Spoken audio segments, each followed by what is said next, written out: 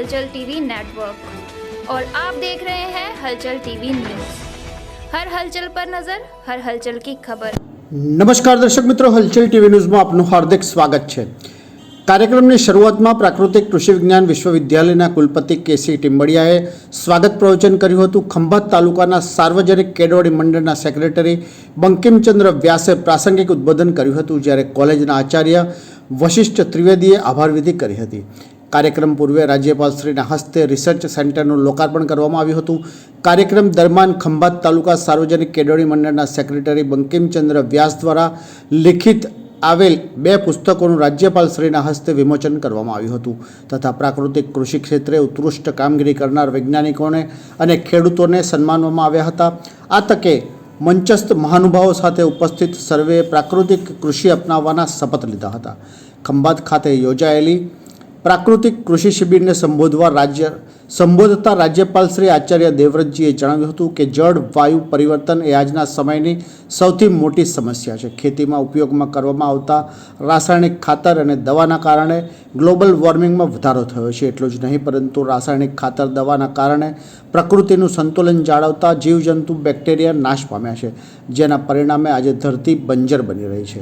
ખંભાત તાલુકા સાર્વજનિક કેળવણી મંડળ અને પ્રાકૃતિક કૃષિ વિજ્ઞાન વિશ્વવિદ્યાલય દ્વારા ખંભાત ખાતે યોજાયેલ પ્રાકૃતિક કૃષિ શિબિરને સંબોધતા રાજ્યપાલ શ્રી દેવવ્રતે ઉપસ્થિત તમામને સામાજિક પારિવારિક પ્રસંગોની ઉજવણી પ્રસંગે એક વૃક્ષ વાવી અને તેનું જતન કરવા અનુરોધ કરતા ઉમેર્યું હતું કે વૃક્ષ વાવી તેનું 3 વર્ષ સુધી રક્ષણ કરશો તો તે વૃક્ષ આખી જિંદગી તમારું રક્ષણ કરશે। વૃક્ષો વાતાવરણમાંથી ઝેરરૂપી કાર્બન ડાયોક્સાઇડ લઈ આપણને અમૃતરૂપી ઓક્સિજન આપે છે। આથી જ વૃક્ષોનું જતન કરવું એ આપણા સૌની ફરજ છે। આ પ્રસંગે જિલ્લા કલેક્ટર પ્રવીણ ચૌધરી, જિલ્લા પોલીસ અધિક્ષક અતુલકુમાર બંસલ, સરદાર પટેલ યુનિવર્સિટીના કુલપતિ ડૉક્ટર નિરંજન પટેલ, ખંભાત નગરપાલિકાના પ્રમુખ દિગ્વિજયસિંહ પરમાર, ખંભાત તાલુકા સાર્વજનિક કેળવણી મંડળના પ્રમુખ જયંતિભાઈ પટેલ, ઉપપ્રમુખ કમલેશભાઈ બ્રહ્મભટ્ટ, પ્રાકૃતિક કૃષિ પ્રચારક પ્રફુલભાઈ સેંજલિયા, યુનિવર્સિટી અને કોલેજનો સ્ટાફ તેમજ મોટી સંખ્યામાં વિદ્યાર્થીઓ તથા ખેડૂતો ઉપસ્થિત રહ્યા હતા। यूनिवर्सिटी के सौजन्य से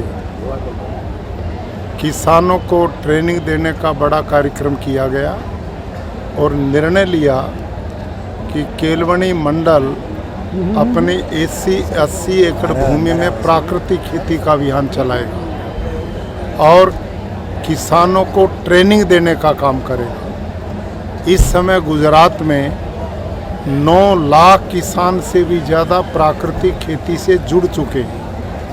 प्रदेश सरकार, मुख्यमंत्री, कृषि मंत्री, माननीय प्रधानमंत्री जी के नेतृत्व में इस अभियान को हम प्रदेश और देश में आगे बढ़ा रहे हैं। आने वाले 2 साल में हमारा लक्ष्य है कि हम प्रदेश को जहर मुक्त प्रदेश बनाने की दिशा में बढ़ें ताकि पर्यावरण बच सके, जल का संरक्षण संवर्धन हो सके, धरती उपजाऊ बन सके, किसान की आय बढ़े, लोगों का स्वास्थ्य बचे और भारत को 2.5 लाख करोड़ का यूरिया DAP जो विदेशों से मंगाना पड़ता वो बचे।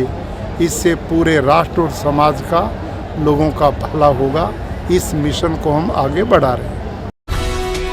ये है हलचल टीवी नेटवर्क और आप देख रहे हैं हलचल टीवी न्यूज़। हर हलचल पर नजर, हर हलचल की खबर।